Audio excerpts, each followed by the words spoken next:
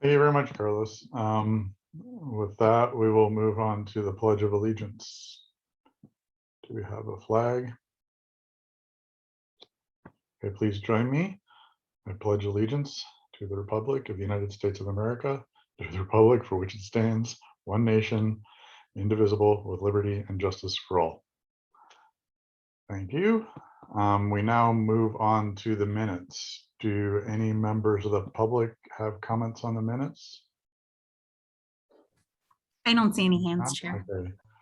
Do any of the board members care to make any comments on the minutes? If not, I'd entertain a motion to approve. Musgrove move to approve. Thank I'll you. second. And who was it? Was it Bob? Second. The second? Yes. Okay, thanks. Great. And with that, can you call for the vote? Thank you very much. And just so the committee members are aware, the voting slides are not working for us this morning. So I will just announce the tally after we complete the vote. Oh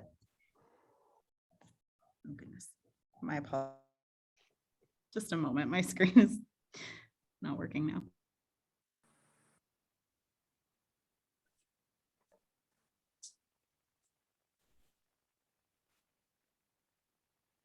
Okay, my apologies. Board member Chair Zito. Yes. Thank you. Board member Mayor Vasquez. Yes. Thank you. Public member Stuart Halpern. Thank you. Public member Bob Monson. Yes. Thank you.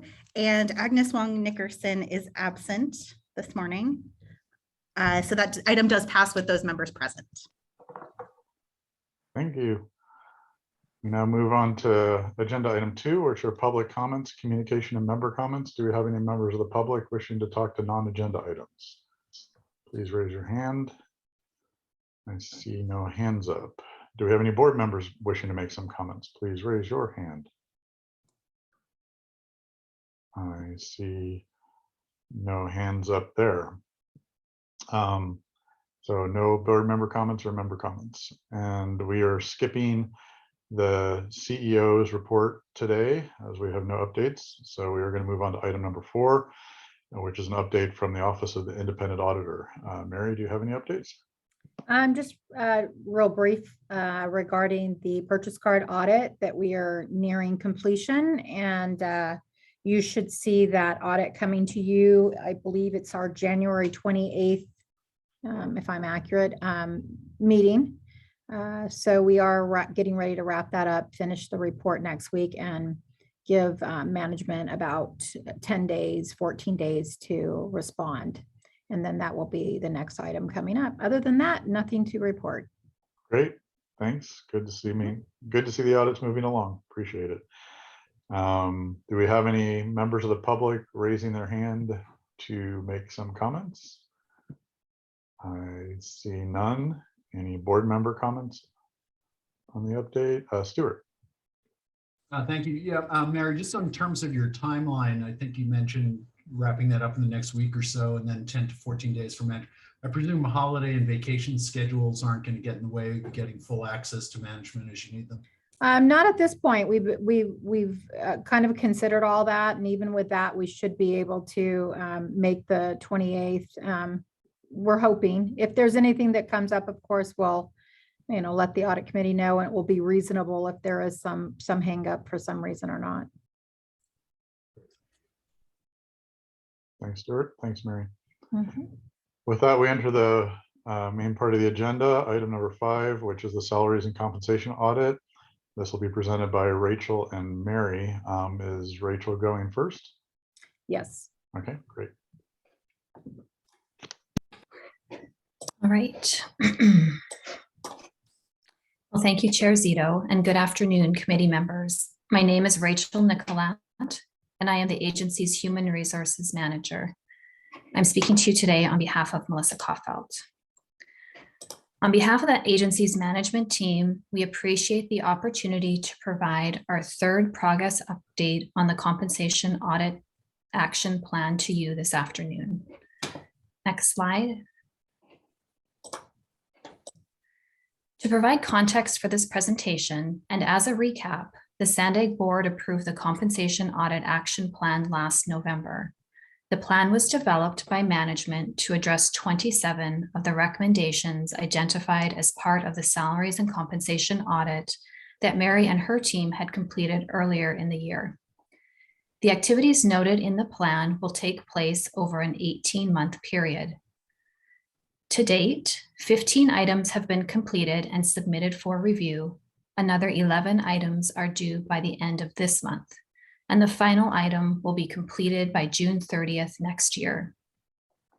We have appreciated and continue to take advantage of offers by Mary and her team for input and guidance as we work through items in the plan. Next slide. Two of the plan's actions 6.2 and 6.3, were completed by the September 2021 commitment date. These items largely pertain to pay increases provided to employees based on performance and make a connection to employee performance evaluations. For your reference, the updated action plan document, attachment 1 to the staff report, starting on page 19 of your online agenda package, incorporates summary notes about the work completed. Management provided OIPA with documentation as well as data files and other supporting information to be used to evaluate the effectiveness of the changes that have been implemented. Mary will discuss her review and assessment in a few minutes. Next slide. In light of the compensation audit, and primarily to ensure that SANDAG's compensation program and practices ensure fair, consistent, equitable, and defensive distribution of performance rewards to employees throughout the organization, management has implemented several changes and undertaken several actions since the beginning of the year. The work started back in January with updates to the existing performance management program policy, which is part of the employee handbook. A new section related to performance rewards was added. The language defines the types of performance rewards available to employees, eligibility criteria, performance standards, minimum and recommendation and approval processes, and program controls.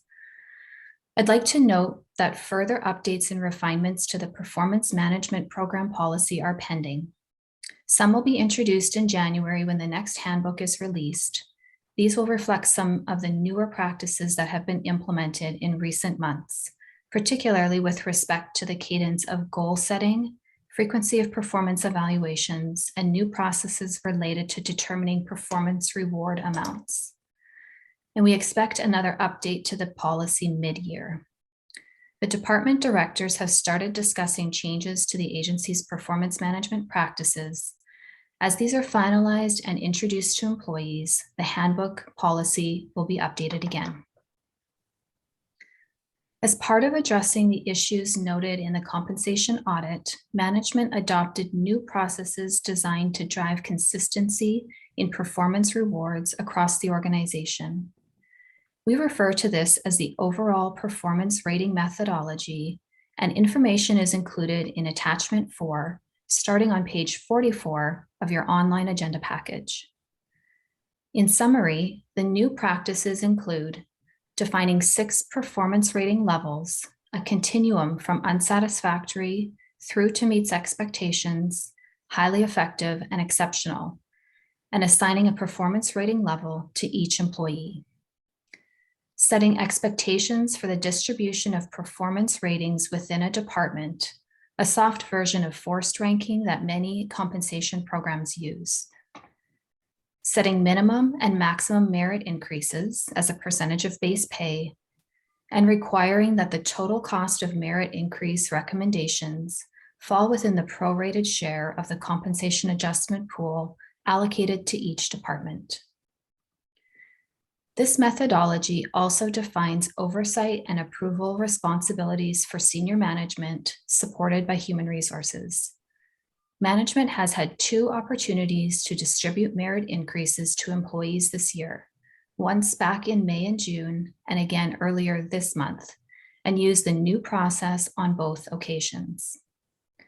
Management's assessment, based on the demonstrated results, is that the methodology and associated controls have been successful in driving fairness, equity, and consistency in the distribution of merit increases. These practices will continue to be refined as the agency's compensation program and practices continue to improve. I'd like to acknowledge Mary's help in this area. She provided some great feedback in the very early development stages that has been very helpful.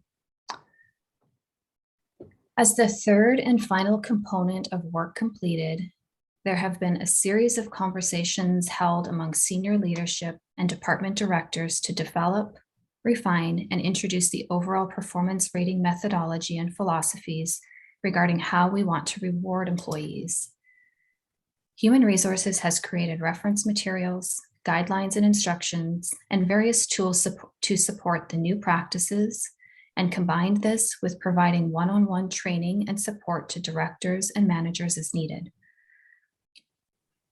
And the policies and practices that have been implemented have been documented and supported, and supporting evidence maintained as part of record-keeping efforts. The new policy procedure guide related to employee performance rewards is included as attachment 3, starting on page 36 of your agenda.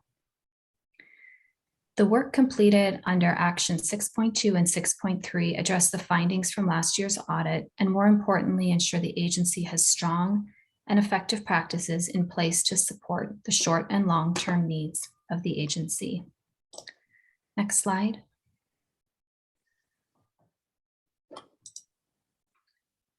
Looking forward, as you refer to the progress at a glance summary, starting on page 3 of your online agenda package, you'll see there are 12 items due at the end of December, all of which are marked as currently underway.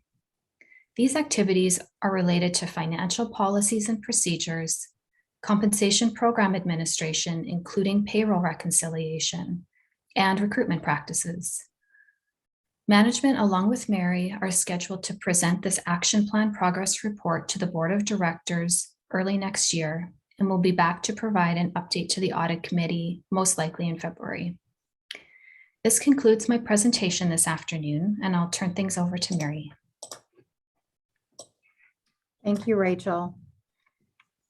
As Rachel shared, there were two action items that were due this quarter. I reviewed both, were mainly policies and documentation, other guiding documentation and support. I reviewed those policies and the other documentation, and will say that they were well organized, very sufficient, probably more support and guidance in a very nice, easy flowing, easy to understand document. So I was really impressed with that. I haven't really seen that much guidance provided to their employees on performance evaluations and what's necessary and needed in another agency. So it was really impressive, really good work.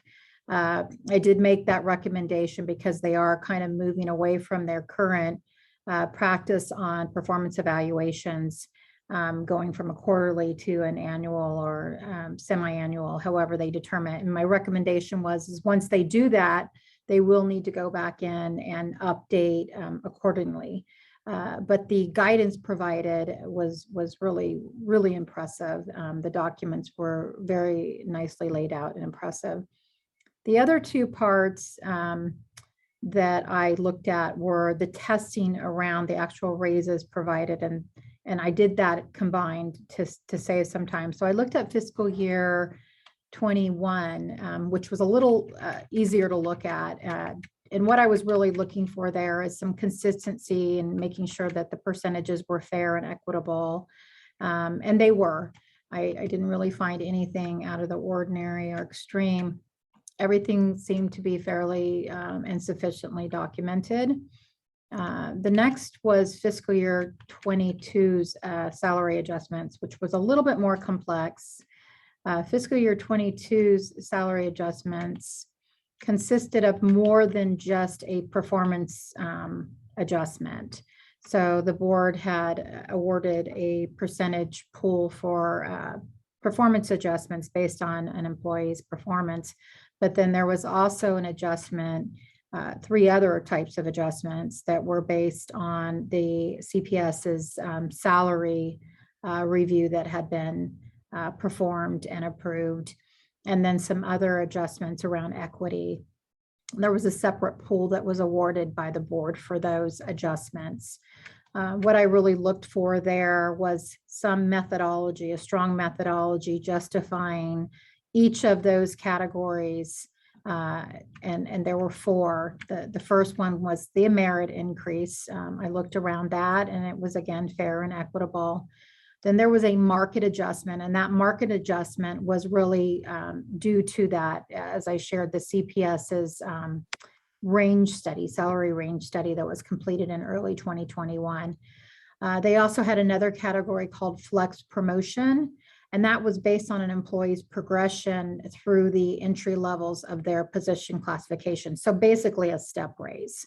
If an employee started off at range 1 when they entered the organization and they had earned 1 year in, then they naturally would move up to the next step within that range. And so that was the flex promotion. And then there was another area identified as called general pay. General pay was based on various considerations that were given to bring an employee that currently worked for SANDAG to somewhat of a parity, to bring fairness to the range and the level of effort that they were currently in. So based on those four different types of adjustments, what I looked for was, again, was there a reasonable, consistent methodology applied? And there was. Was there proper documentation that supported the salary adjustments in the ranges? And there was. And in the end, I wanted to kind of look at from a bigger perspective what each area received. So for the merit increase, based on my review, a majority of SANDAG staff received a pay increase, not all. And based on the performance reviews, people received anywhere between 3% and 7.5%, pending their level of effort and their performance for that prior year. The market adjustment, and there were 79 employees that received adjustments based, again, on the CPS salary range study. For the flex promotion, there were 26 individuals who received a step up within their range, which again was reasonable and due to their time in. And then in the general pay, some employees received an additional 1.5 to up to 10% on top of any other raises they received for those other three areas, as sort of, like I said, a parity raise. So what I noted, and it should, be understood, is that all employees were eligible and did receive more than one pay adjustment as described above.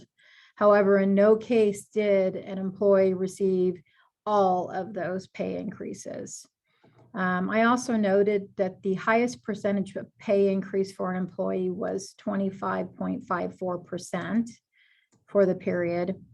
However, with the exception of 3 employees who fell within that 20% or higher percentage rates, all of those increases resulted in a mixture of type of adjustments. So it would have been like an individual who did well and received a pay increase, but also was promoted.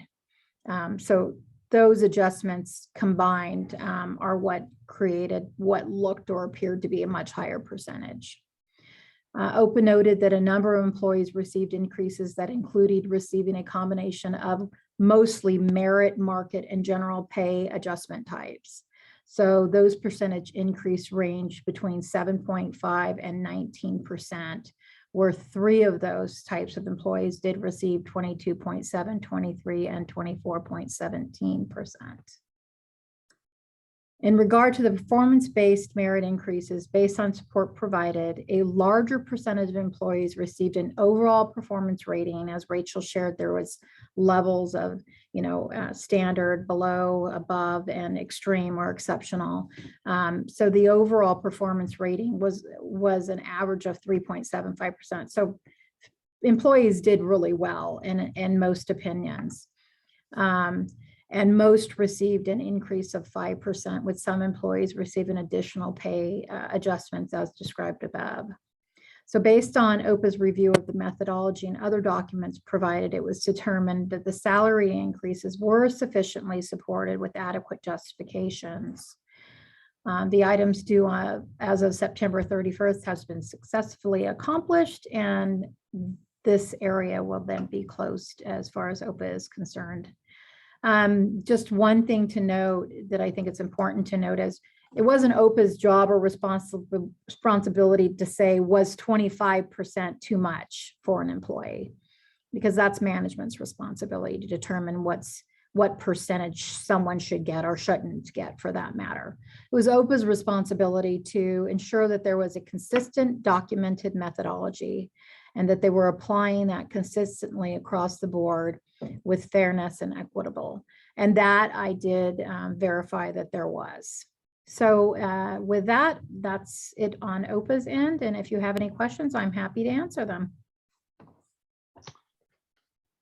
Thank you, Rachel and Mary. I think we'll start with any members of the public. If you have any questions, please raise your hand. Any attendees? I don't see any hands, Chair. I don't see any hands raised. Thank you. Stuart, I think your hand was still up from the previous comment. Did you just raise it very early this time? Apologies, I didn't take it down. I thought Okay, and I'll let Bob go first. I see Bob's hand up. What? There we go. Okay. Can you hear me? I want to make sure I got Yep. the right button punch. Mary and Rachel, thank you very much for the presentation.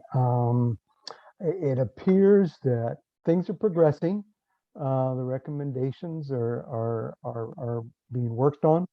And I really appreciate the cooperation that seems to be going on in the communication between the two departments. This was a tough audit, and there were some good recommendations coming out of that. And so I just wanted to just make a comment, really no questions, just a comment to say thank you to both of you. That's all I have. Thank you. Thank you, Bob. Yeah. Any other questions, comments, or thoughts on this particular item? I don't see any hands yet. I did have just one question out of my own curiosity. I don't know if this is better for you, Mary or Rachel, but again, I did notice, for example, in December, there are several items due, 9 or something like that, and they're all marked in progress. And, over a 3-month period, when you have a large number of items, I would think some would get completed, turned in, some more would get completed, turned in, etc. Is there some efficiency gained or not by just batching them all together and turning them all in at the last minute? Or is there some other reason that out of 9 items over 3 months, they're obviously all getting turned in within the last 2 weeks? It sort of was a timeline that management came up with that they looked at and said, we're able to accomplish this by this timeline. So it just happens to be a number within that quarter that falls into that timeline. But we are efficient in that they typically give me all of what's due in that quarter to meet that timeline at one time, which is very helpful for me because, I have limited time and getting everything at once handed to me so I can kind of look at it from a whole picture is very helpful. Okay, that's good. A lot of times the items are related. It is a little bit more efficient just to provide them all at the same time. Okay, great, thanks. I was just noticing that with the large number due. I was just kind of curious. Stuart, your hand is up now. Yeah, I have to say I apologize because I know we had this discussion in the past, but if somebody could just refresh my memory in the report, and Rachel, by the way, I thought that was very clearly written and really well laid out report. We talked about the difference between what completed is, whether that's completed from the staff side, and that includes OPA's concurrence. Could you just refresh my memory that the fully filled in dot is not completed only from the perspective of management, but also has the concurrence of OIPA or not? Correct. So my understanding is that when the item is completed, the dot is filled in. So that means both the management side and the OIPA side has completed their reviews on that particular item. Mary, you're going to agree with that. I just want to make sure we have clarity on that because I forgot when we talked about it last time. Thanks. Yeah, I think there's a half filled in for something that's completed but not yet reviewed. And to date, I'm not sure I've seen one of those because by the time they get to us, I think Mary's gone through and reviewed them all. So Yeah, that's typically, you nailed it. Typically, they'll provide me all their evidence and documentation of what they've done. I'll do a review of it and create a report. And then I'll send that report back to them, which then helps them identify if I've got any additional concerns or if there's anything that they need to tie up. And pretty much by the time I finish my report, we're in concurrence as far as going back and forth and finalizing it in both situations. great, thanks. Mhm. Stuart, your hand's still up. Did you have more? Nope, sorry, I just realized I guess I have to take that down myself. Okay, great, thanks. Yeah, another question, Mary, and I'm sorry if I missed this in your presentation, but is one of the things that you reviewed as part of the latest salary process was that the actual dollar amounts were within what was approved by the board for the overall increases? Yeah, so the dollar amounts that the board approved for performance raises were within the amounts, and the dollar amounts provided for the equity adjustments were also within the range. However, I think there was some additional funding that was used from something else, and I'll let Rachel speak to that because I'm not sure how that was used.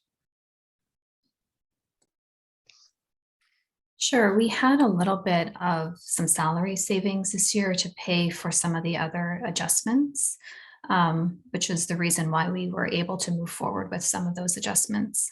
And those salary savings were due to not replacing positions of people that left or departed or something like that? Yeah, I mean, we've had, as many organizations have, people who have left in recent Right. months. There's been some vacant positions, and we wanted to use that money efficiently and effectively. So this was one opportunity we had to make sure we were, correcting some and making some adjustments to pay rates for employees. Okay, thanks. And just to probe a bit further, so that then, are these positions that are expected to be filled, and will that then create a salary problem, meaning a compensation issue that the board's gonna have to approve to allocate more money for salaries and benefits? No, it won't. Okay. So we looked into that before we made any type of commitments or adjustments, and consulted with our CFO, who had agreed that there would be some additional funding in years ahead that would be able to account for the changes we're making this year. Okay, great, thanks. And Mary, all of this information, including the conversation we have, will be part of the presentation that you make to the full board? Yeah, so I asked the same exact question you asked as far as why did we exceed, and that was the explanation I was provided. And I did ask, then how would we make that up in the future? And Right. she did confirm it would. Andre was able to and will ensure that that is made up in the upcoming budget. Yeah, I do think that particular detail will be of interest to the full board, though, as far as, so I'm hoping when you discuss this with the full board, part of that information makes it to light too then. Mhm. Okay, thanks. And I do appreciate, I'd like to echo Bob's comments. I do appreciate the collaboration that's going on between the two departments. It's really great to see early engagement, and love hearing Rachel talk about the excellent contributions you're making, Mary, because I know you can, and I'm glad that it's working out well. Any other comments or thoughts? Oh, I see an attendee has raised their hand. Chair, that's just a member of the staff who needed to be moved over. Oh, okay. Fine. Thanks. This was an information item only. So we'll go on to item number 6, which is the SANDAG agenda production process. And it looks like it's being presented by Anna Lowe and Francesca. Thank you, Chair. It's a little funny being on this side of the presentations. Thank you for having us. My name is Francesca Webb. As you know, I'm the clerk of the board here at SANDAG, and as part of my responsibilities as clerk, I oversee the agenda production process and posting. So that's why I'm here giving this presentation. And with me is Anna Lowe, who is my supervisor. She's the manager of government relations.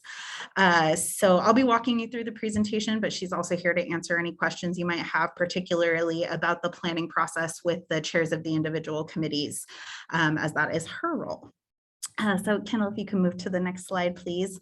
So like I mentioned, we'll be going over the agenda production process, including the timeline for posting and roles and responsibilities, and also hope to talk a little bit about some improvements that we're hoping to make, as this is a bit of a fluid process, so we are constantly making improvements when possible. Next slide, please. So the agenda production process kind of comes down to these 5 categories. So identification of items, setting the agenda, the actual preparation of the materials, which includes finalizing and review process, and then publishing and distributing for both members and the public. So go ahead to the next slide, please. Oh, I'm sorry. You can go back to the other one. Let me just fill these out a little bit more. So in terms of identifying items, there's a couple of different reasons that an item might be brought onto an agenda.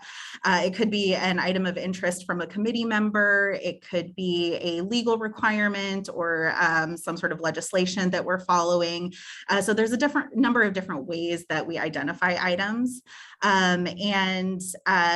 The board policies that lay out how items or how agendas are set as dictate that we have a staff liaison who works with the individual PAC chairs to set the agendas.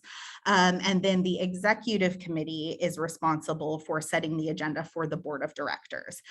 So as part of the executive committee meetings, we do bring draft board agendas, and then those are then reviewed and approved by the executive committee.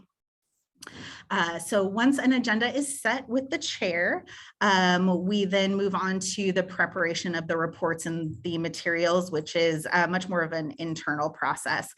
So Kendall, I'm going to have you go to the next slide, and I'll talk a little bit more about what happens during the actual production process. Sorry, Kendall, next slide, please. Thank you. So once the agenda is set, which generally happens about a month before the meeting date takes place, then the internal staff will start working on the presentation materials to be presented to the board, including the staff reports that you receive in preparation. So this timeline that you're looking at now is the week. It generally happens about 10 days before the meeting. So this is when the staff actually starts doing the work on the content.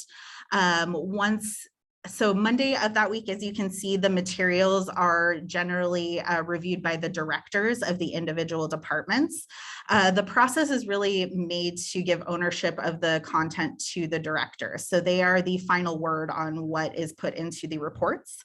With the exception of the audit committee, where Mary does play a little bit of a larger role than the other committees. Mary does have the opportunity to review all the items before they are posted as well. So once a director has sort of blessed an item, as we say, it then goes into an additional review process with the internal staff. One of those, the people that reviews each individual item is the legal member of the Office of General Counsel will review each individual report. And they are obviously looking for legal concerns and addressing those with the staff and directors and making sure that all the information is legally sound. In addition, we have a visual communication staff and editorial communication staff, which review the PowerPoints and the report content as well. So the visual communication staff will handle formatting and making sure the content is consistent visually, whereas the editorial staff will review the written items, make sure that they're consistent with the agenda and that all the information is accurate and grammatically correct, and those sorts of things. I also play a role, and the manager of government relations plays a role as well, making sure that, you know, the items that are on the agenda are accurate and are what's supposed to be there. Nothing is missing. So it's really a QC process between me and the manager of government relations as well before we post the meeting to committee members. Move to the next slide, please. So this is a larger image of what the entire process looks like from start to finish. I know the text is a bit small here, so I'm obviously happy to go into it in more detail if needed. But this kind of gives you an idea of how long the process is for one individual meeting, from developing the agenda and identifying items through the work with internal staff, and then the posting and distribution of all the materials. Next slide. Yes, so and these are the roles and responsibilities for the internal staff. So like I mentioned, there is a committee liaison for each individual PAC and the board of directors, as well as the working groups. Each have a staff member that is assigned to help identify items for the agendas and work with the chair. The clerk of the board, as I mentioned, I play the role not only in the meeting, but in kind of taking a holistic look at the agendas and making sure that there's kind of a last set of eyes on everything.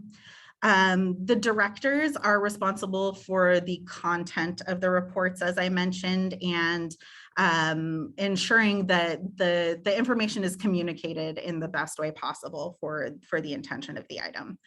The legal department looks for our legal issues and advises on procedure and process. The editorial team is the team that does the graphic, I'm sorry, the grammar and the formatting, and they also do the posting of the agendas as well. So they're a bit of a technical team as well.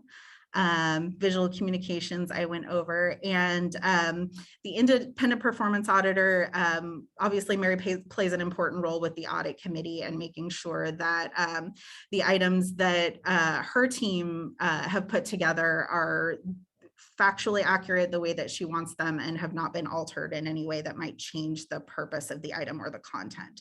So I know that in this committee, we've talked about some posting issues before, and since then, Mary and I have sat down and worked out a process that's a little bit different for this committee to make sure that she has just an extra layer of QC on top of the rest of the internal staff that are working on things to make sure that that no mistakes are being made before things are posted. And you can go to the next slide, Kendall. Thank you. As I mentioned at the beginning, this process is a little bit fluid because the timing does not always work out the way that we want it to. With planning 4 weeks in advance, things tend to be thrown at us a little closer to the meeting that we would like. And we have to make sure that obviously we're following all of the laws and things that we're supposed to be doing. So with that, we are always asking for feedback. Please feel free to reach out to me directly with feedback that you might have. We're exploring technology options in particular right now. There's several softwares that are available to help with some of this production process that could reduce the opportunity for error, particularly when so many of the agendas are the information is being put in by a person, and as we know, people make mistakes from time to time. So we're definitely looking at ways to improve, and so yeah, with that, I'm happy to answer any questions you have about the process. Thanks, Francesca. Great job on your presentation. Nice to have you before the group for once. I will go to the public first. Do any attendees have their hands raised? I see none. Do any board members have questions? Bob? You're muted, Bob. There you go. There you go. Thank you, Francesca, for the presentation. This is just, it's probably a very simple question. I'm sorry if it's too simple, but you related this process to the committees at SANDAG. What if an item comes up that comes from a director's or department? Is the same process followed? Yes, in general, the process is the same regardless of the purpose of the item or how it was initiated.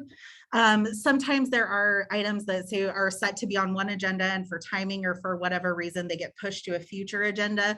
So then in that case, it might be a little bit of a difference in the internal process, but overall, we try to keep it consistent, whether it's a board item, a PAC item, or regardless of why the item is coming to the committee. Okay, all right, thank you. Of course. Thanks, Bob. Stuart. You're muted, Stuart. Sorry about that. A couple of questions. Maybe the first one, Francesca, could you or somebody else just elaborate a little bit on the process you've evolved with Mary, because we have had a couple of issues vis-a-vis this committee in particular. I'll start there, and then if I could just ask a couple of others after that. Thanks. Of course, yeah. The main difference in terms of Mary's review is that we worked out a bit of a shorthand system in terms of file, the way that items are provided. So Mary has asked that when she provides something in a PDF form that is considered final and not to be changed or altered in any way. Whereas if it comes to us in a Word document, which is editable, then we are free to review it for SANDAG style guidelines, grammar, punctuation, those sorts of things. So that's really just in an effort to reduce the opportunity for error, like I mentioned, and just to make sure that Mary's last review of everything is the last review, if that's the way that she intended it to be. Does that answer your question? I'm sorry if there's, again, Yeah, I'm happy to elaborate. Yeah, I think it would be helpful for Mary to say whether she feels comfortable with the process at this point, or if she has further suggestions she'd like to see for enhancements. You're muted, Mary. You're muted, sorry. Yeah, I mean, my ultimate fix on this would be for OPA to have their own administrative support, you know, have their own person that kind of looks at that final document. But, you know, that's not possible at this point. So definitely, you know, it helps that, yeah, if it's PDF and it's not being touched, and if it's not, then they are taking a second look at it. I always, usually if it's something I want legal to look at before I PDF it, I've already had that conversation with John most likely. So that's usually not an issue.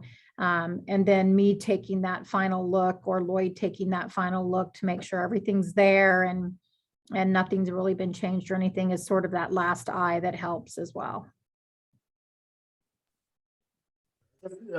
Just two other points. There may be suggestions more than they are questions, but you know, I appreciate you guys including this as a topic, first of all, but I just think it's so important because, you know, the impact of the decisions being made by the board, huge dollar amounts, not just this committee, right? This process impacts the integrity of the entire decision-making process. And I guess there are just two things from my experience, and I would imagine the members of the board and others might have some similar thoughts, is just it's so appreciated that you guys take an approach of wanting to constantly improve not just the process but the substance of the reports. You know, it is a struggle for volunteer members, and in some cases board members are, you know, they're elected officials, have day jobs trying to do the job for SANDAG.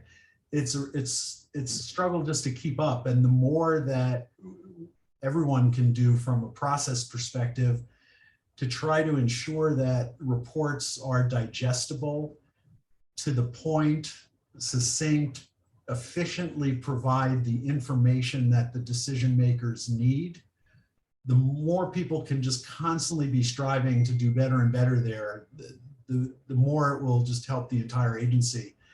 And to that end, one suggestion is,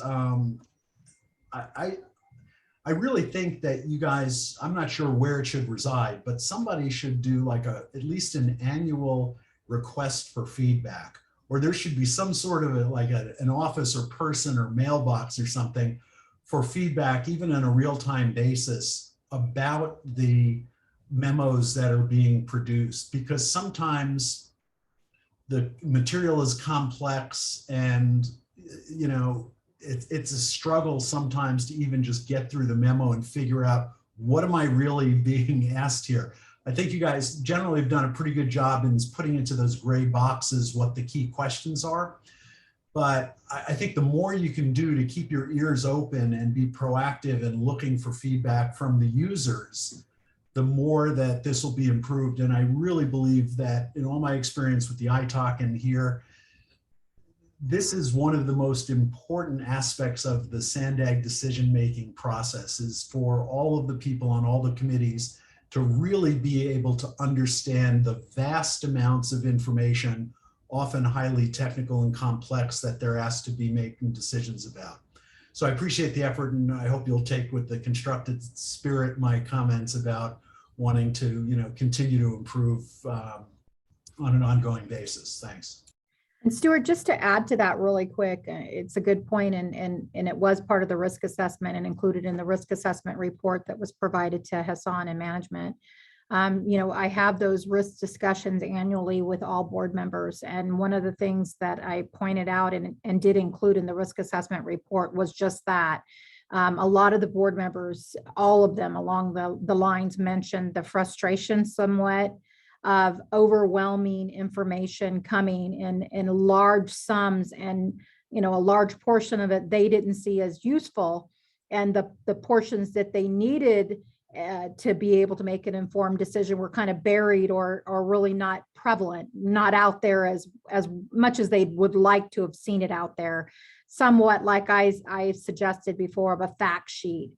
Here's the important stuff you need to know to make the decision. Here's where you can find the detail if you choose to go and dig deeper, was sort of suggested. And I've shared that with Hassan, and I think that they are trying to kind of create that type of document and provide that useful information, and then dig deeper if they need to. But that was one of the areas really almost across the board members shared with a little bit of frustration, is there's just so much information to have to go through to make a decision.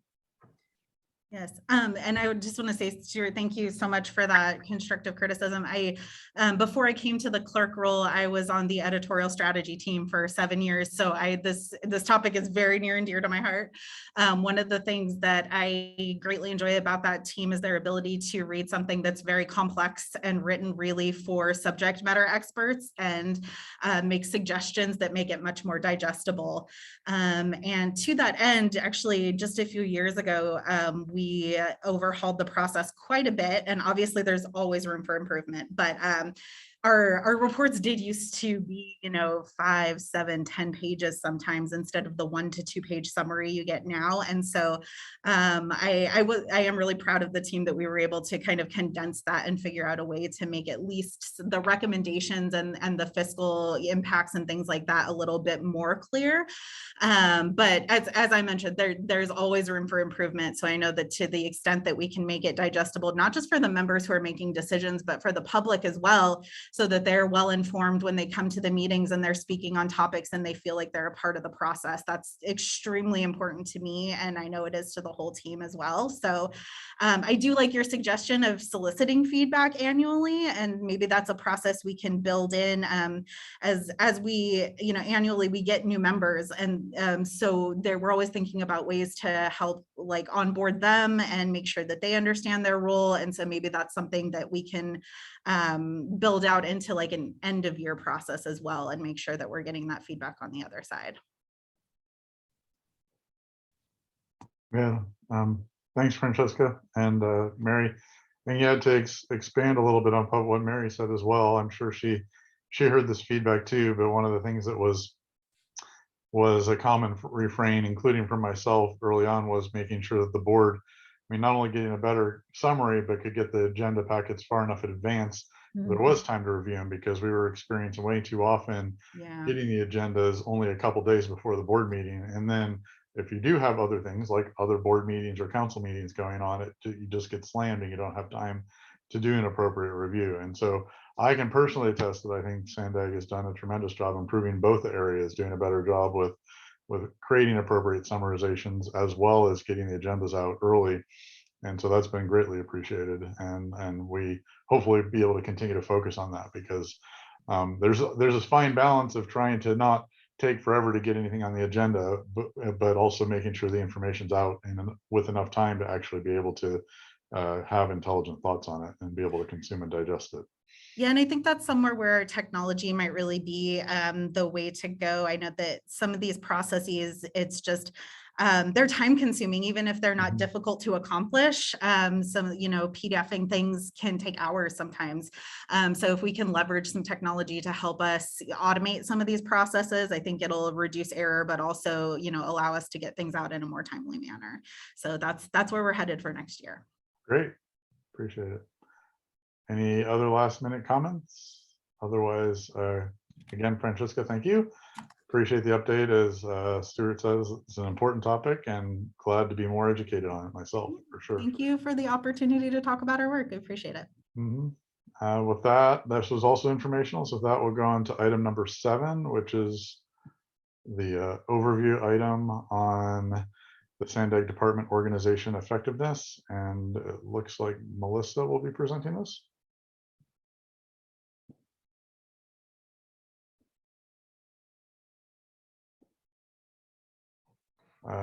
Who's still in the attendee list, so I don't think she can present.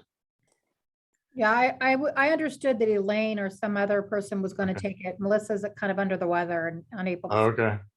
Yeah, I don't know who's I supposed know to. Elaine is with us. Let me just see if I can help her out real quick.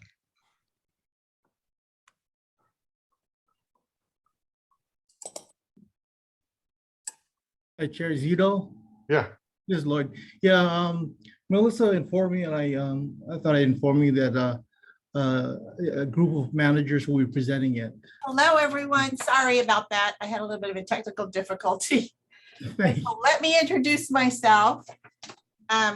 Good afternoon. My name is Elaine Richardson, and I am the Director of Diversity and Equity. Our department director, Melissa Kofelt, really regrets she cannot present to you today. So many of you have heard Hassan's intention for SANDAG to become a world-class agency. So it's very important that we get to that level. And really, to achieve this goal, we rely heavily on the skills and talents of our employee group. Next slide, please. So here are the different areas under the Department of Organization Effectiveness. Our department is really focused on creating an environment where people can do their best work. I'd like to invite each of the managers on creating an environment where people can do their best work and give an overview of the work that their teams are responsible for. So first is Rachel. She's our manager of human resources. Thank you, Elaine. So again, I'm Rachel Nicola, and I'm here to share a little about the HR program. Our team of 8 HR professionals support a group of approximately 400 employees at every stage of the employee journey, from recruitment to retirement. We consult with senior leadership on the development and implementation of policies and practices that support short and long-term needs of the agency. And as Hassan has said, hiring and retaining employees is critical to the agency's success. Retaining our talented team of employees while managing employment-related risk to the agency is vital to our continued success, and the HR team deploys a robust program that includes benefits and compensation, training and development, and workplace health and safety. Our recent and upcoming work related to employee compensation and performance management, support succession planning so that SANDAG continues to strongly serve the San Diego region for decades to come. I'd like to invite Rhea Pranett to speak next. Thank you, Rachel. Good afternoon. I'm Rhea Pranett, SANDAG's Risk Program Manager. Ensuring the agency's strategic goals and services are carried out successfully and continue without interruption have never been more important, and mitigation of potential risks must be addressed with an enterprise-wide perspective. Risk management serves the agency in a few ways: subject matter expertise, consultation, and guidance for mitigating risk in our contracts, construction projects, policies and procedures, and in day-to-day business. It also procures insurance to protect the agency, its funding, programs, and projects.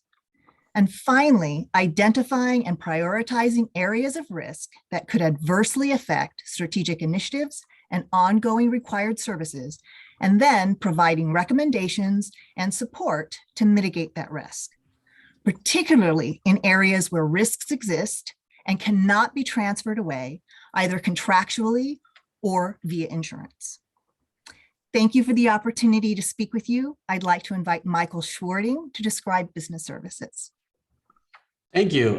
Good afternoon, Chair Zito and committee members. I'm Michael Schwarting, Manager of Roadway Facility and Business Operations for both our B Street Toll Operations Center in Otay Mesa. Many of the day-to-day functions are performed by our business services team. We prepare and manage office space for nearly 400 employees. We coordinate all office moves, provide furniture and supplies, and manage both the admin and board budgets, and maintain over 125,000 square feet of commercial property for B Street and our Toll Operations Center. One example of the work that this team did would be when we knew that we were coming back in September of 2021, excuse me. This team was already on site and preparing for weeks to get all the offices refurbished, reconfiguring. We did approximately 100 office moves when everyone came back, and all the COVID and safety supplies that we needed when everyone returned on site. We partnered with our IT team to upgrade all the conference rooms and to install equipment so we could host hybrid meetings. We also provide copy center, mail, fleet management, reception, and meeting support, and many other office services for our staff every day. Lastly, I'd like to recognize our production team who's putting on this very meeting as we speak, who've hosted hundreds of virtual meetings over the last year. All this work couldn't be done without their dedication and hard work, and specifically like to point out to Kendall Reynolds and Tom Goggin, who've just been doing outstanding work for over 18 months probably. I appreciate this opportunity to present to you today, and I'll pass it over to Joey Hendricks, who manages our digital workplace program. Thanks, Michael. I'm Joey Hendricks. I manage the digital workplace program. And what is that? It's really about improving our digital capabilities. And this is done by making sure that employees have the tools and the technology they need to do their best work, as well as removing any obstacles to do that work. So a good example of this is working closely with IT. We shifted to the cloud, and this means improved access to that technology and tools that the employees need. And with a move like this, we're able to maximize employee productivity and really emphasize collaboration. Our digital workplace is a somewhat new and emerging program, and it has a lot of potential to improve efficiencies, flow, function of everyone's day-to-day work. Thank you very much. I'll hand it over to Elizabeth Cox with our internal communications and DEI initiatives. Thanks, Joey, and good afternoon. I'm Elizabeth Cox, Manager of Strategic Initiatives. Connected to our best we also want employees to bring their whole selves to work and to feel connected to the agency's vision and mission. Over the last year, capacity was created for an internal communications program that ensures employees are aware of high priority projects and initiatives both within and outside of the agency. Regular employee communication proved vital during the COVID-19 pandemic and as we prepared to reopen SANDAG offices earlier this fall. We've also focused attention on advancing diversity, equity, and inclusion within the organization. In 2021, SANDAG made progress on several early actions to implement our commitment to equity statement. An update on these efforts and the development of our equity action plan will be presented to the Board of Directors next month. From establishing a DEI council to adopting a transformative regional plan, we've made significant progress to pursue the brighter future that's envisioned for our region. And we recognize that there is more work to be done. Next, Elaine will share highlights of the external work being done through the Office of Diversity and Equity. Thank you, Elizabeth. And as Elizabeth has just shared, the internal DEI projects that we have going on, I am now going to cover the external areas that we do here, that we handle here at SANDAG. So I'm going to cover how we work with businesses and how we have significant successes in helping small and disadvantaged businesses grow by working on SANDAG projects. So first, I want to highlight the Disadvantaged Business Enterprise Program. In 2019, the FHWA, which is our federal highway funding agency, audited our DBE program, and we received our results in 2020. The audit covered 19 public agencies up and down the state of California. And I'm pleased to report today that out of the 19 agencies, SANDAG is the only agency that was 100% compliant. The overall compliance rate throughout the state was 43%. So this shows you that we are very serious in making sure our disadvantaged business enterprise is compliant with federal requirements. And just to give you another perspective, our bench program that we initiated in 2012, we have awarded $128 million to DBE and small businesses. And this is something that we all feel is very important in terms of equity for our region. And then lastly, I wanted to mention to you our Midcoast project. It just opened to the public. It's a Gold Star project. And it's also a Gold Star in helping DBEs and small businesses get work on our project. And there's one really great story that I like to share. Lania's Transportation, she was a one-woman trucking firm. She was able to exponentially grow her company as a DBE on the Midcoast project. She received her first contract with us for $500,000. And over the last 5 years, that's grown to $9 million. She's grown her trucks from 1 to 18. She now has a staff, and before it was just her and her truck. She did all the work out of the cab of her truck. She now has 20 employees, and she's also gained another $9 million contract from another public agency. So these are some of the success stories, and we have 111 DBEs that have worked on our project. So more to come on that subject. Next slide, please. The second area that I'd like to cover is that we support our communities. This is our social equity program that includes Title VI, environmental justice, and the External Americans with Disabilities Act. We ensure that SANDAG programs, plans, and activities do not discriminate based on race, color, national origin, including income and disabilities. And this is especially important as our agency works towards our commitment to equity. Next slide, please. Finally, the last area that Ode is working on is helping build our workforce.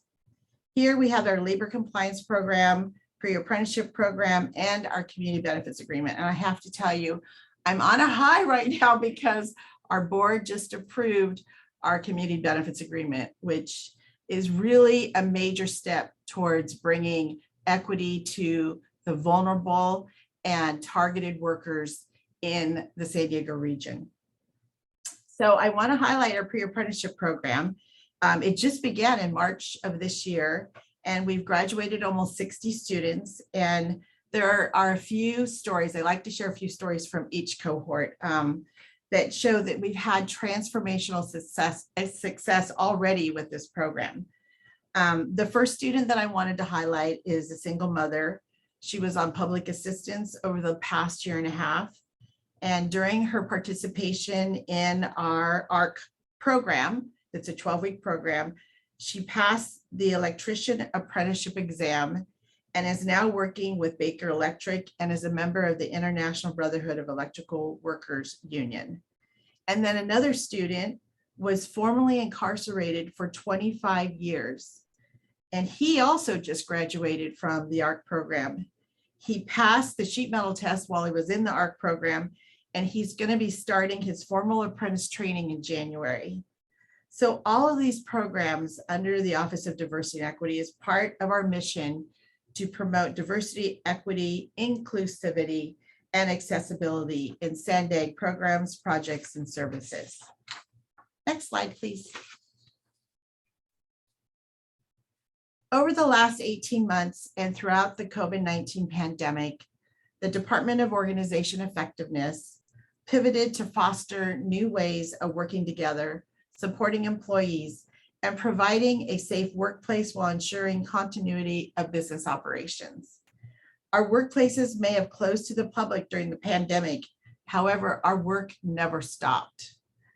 On behalf of our department director, Melissa Kofeld, I'm incredibly proud of the talented team of employees in the Organization Effectiveness Department and throughout the entire agency, and what we've been able to accomplish together.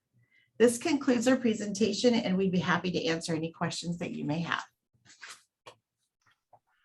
Thank you, Elaine, and to all the other managers. Appreciate the information and the engagement. I'll start with any members of the public if they have questions. I see no attendees with their hands up. Do any board members have comments or questions that they'd like to share? Bob. First of all, I just want to say thank you, Elaine, and to all the others that are involved with HR. Great presentation, appreciate it a lot. Just one quick question, Elaine. Are very impressed with the apprenticeship program that you have, or that has been developed, supported by SANDAG. I have to be honest with you, I've not heard of the program myself, but how does one find out about that? Is it inclusive for everyone? It's inclusive for everyone, and we actually do a lot of outreach in the underserved areas.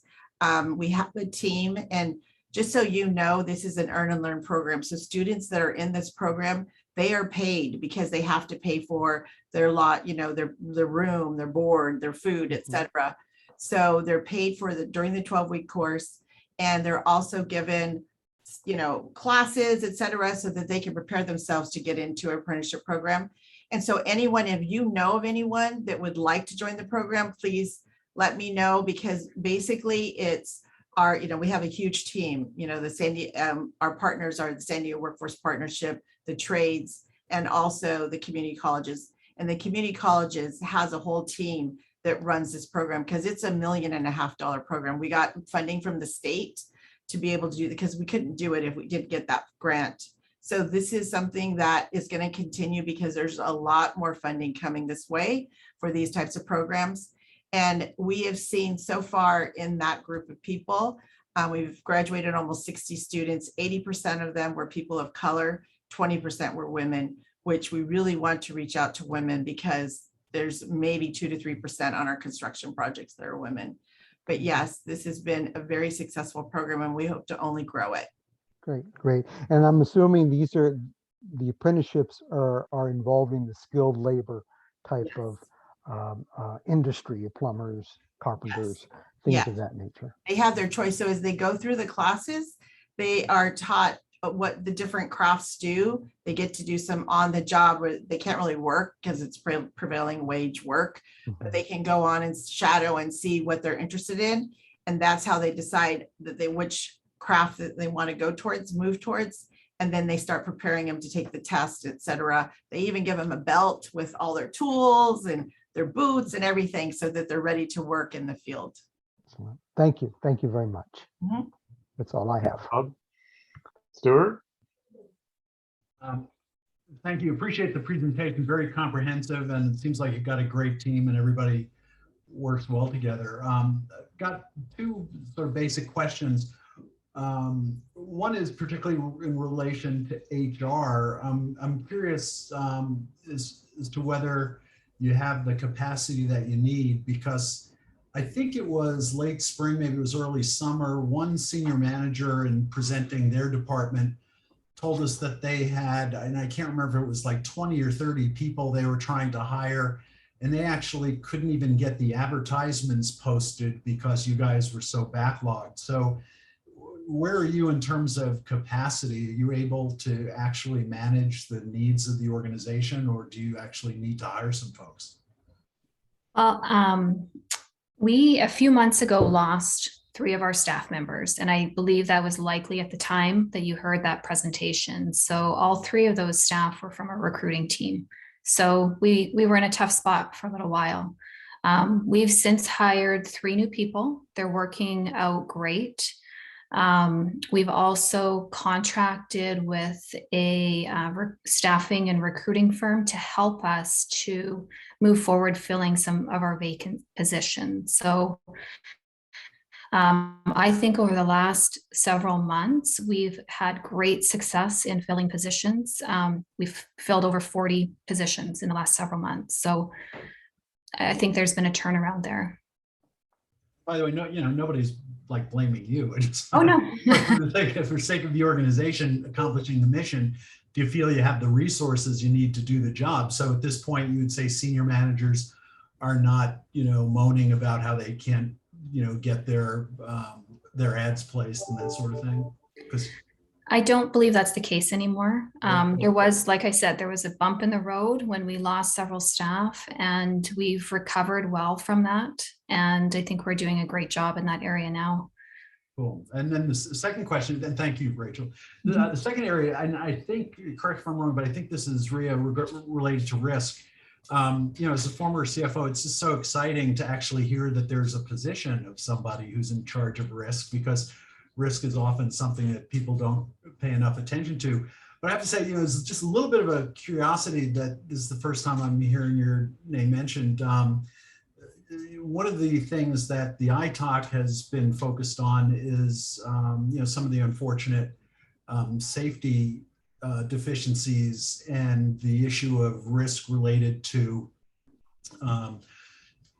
bike and pedestrian as well as traffic safety. And, is there in fact some place within SANDAG that resides? So I'm curious, could you elaborate on your definition of risk? Does your title relate to, traffic safety risk, construction project injury risk, interest rate risk? Help us understand a little bit better how broad the parameter is for the risk that you are trying to manage. Thank you. I appreciate the question. My focus has not been on health and safety. As I'm sure you have an appreciation for, health and safety is a very specific area of service and expertise. So my area and knowledge of health and safety is broad. It's more related to identifying areas that maybe haven't been addressed and need more review, to bring it up, highlight it as an area that needs more attention, and then to support that effort. Here at SANDAG, we have created a health and safety council. It is a group of individuals that have various eyes in certain areas, as broad as we can get of areas of safety.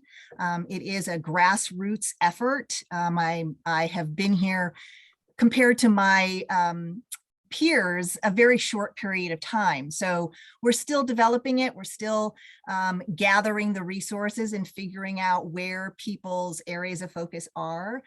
On this council is an individual that has a very specific insight into the construction area and is providing their opinion, their viewpoint, areas that we need to explore more. So that's a developing area here. Gotcha. Okay. And so in hearing your answer, it sounds like, well, maybe another element of my question then would be is, obviously what Mary does and what this committee is about relates very directly to risk. Can you talk a little bit about to what extent you interface with Mary in the kind of risk identification and mitigation her office does?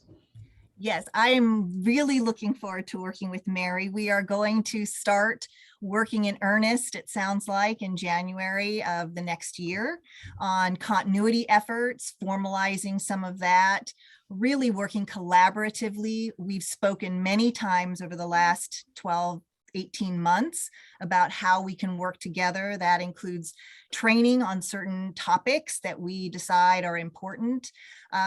I like to think that Mary is, as you know, an independent eye. She supports the identification of areas of risk. And my position working with management helps to prioritize the things that she brings up, where we agree, where maybe we want to move that priority a little bit down or up on the list of things to review. But I view our relationship as very collaborative, even though she's independent. I need her support. She can see things I can't see, and get into areas I can't get into. So I'm looking forward to it. And Stuart, that's a good question. And Rhea, we do often have chats. We're right next door to each other as well. But that's what I hope coming up. I have a couple of on the audit plan, some training around succession planning, disaster recovery, policies and procedures, proper documentation. These are trainings that I will be providing SANDAG staff and offering that to SANDAG staff to ensure that, you know, we are considering the risk associated with that identified again in the risk assessment around disaster recovery, succession planning. And I have shared, you know, in lengths with Rhea as well as with Melissa, the need for really Rhea to work jointly with me in this, because, you know, I identify risk and look at risk from an audit perspective and from an efficiency, effectiveness, and fraud, waste, and abuse potential. But Rhea is there on the management side, and she and I should be really working a lot of hand on hand because she's on the management side going, okay, what's our risk appetite around these areas Mary's identified? What are we willing to accept? Where's our ceiling?